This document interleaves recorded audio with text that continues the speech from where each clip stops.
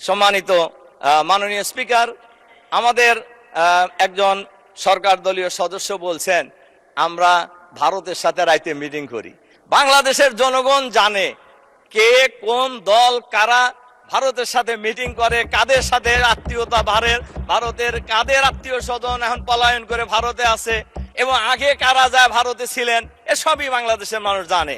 কাজেই এইগুলি বলে আজকে সংবিধান সংস্কারের যে অভিপ্রায় বাংলাদেশের মানুষের রায়, এই রায় থেকে বিরত থাকা আমি সমীচীন বলে মনে করি না। আমরা আজকে যারা এখানে আজকে সরকারি দল এবং বিরোধী দলে ছিলাম, আমরা কিন্তু সবাই এই ফেসিবাদের জুলুম নির্যাতনের শিকার। আজকে সংস্কারের মধ্যে যে কথা বলা হয়েছে, সুপ্রিম কোর্টকে আলাদা সচিবালয়ের মধ্যে, বিচার ব্যবস্থাকে আলাদা সচিবালয়ের মধ্যে নিয়ে যাওয়া। দেখেন, আজকে প্রধান বিচারপতি একজন দলীয় লোক ছিলেন খায়রুল হক। কেয়ারটেকার সরকারকে লন্ডভন্ড করে দেওয়ার কারণেই এই ফেসিবাদী সরকার দীর্ঘায়িত হয়েছে। কাজেই আমরা চাই, সবাই মিলেই চাওয়া উচিত, আমাদের সবার অভিপ্রায় আমাদের এই বাংলাদেশ ভালো চলুক, আমরা সবাই মিলেই এই বাংলাদেশকে আগামী দিনে গড়ে তুলব।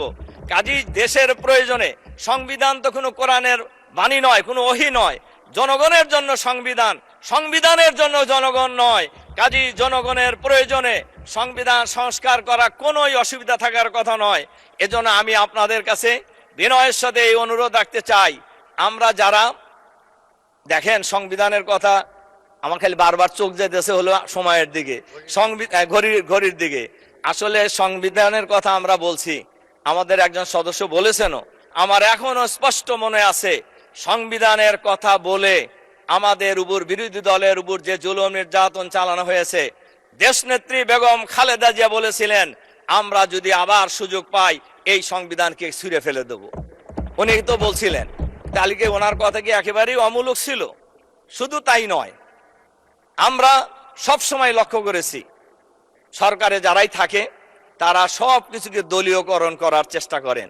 আমরা আশা করব এখন যারা সরকারে আছেন তারা দলীয়করণ করবেন না। যদি নাই করেন তাহলে আপনাদের সংস্কারের ভয় কেন?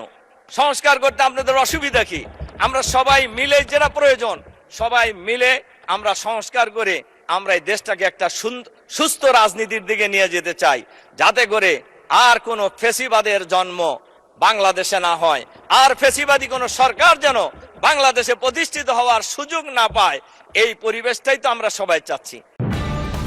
নিউজ টেক্স, দৈনিক অন্যধারা।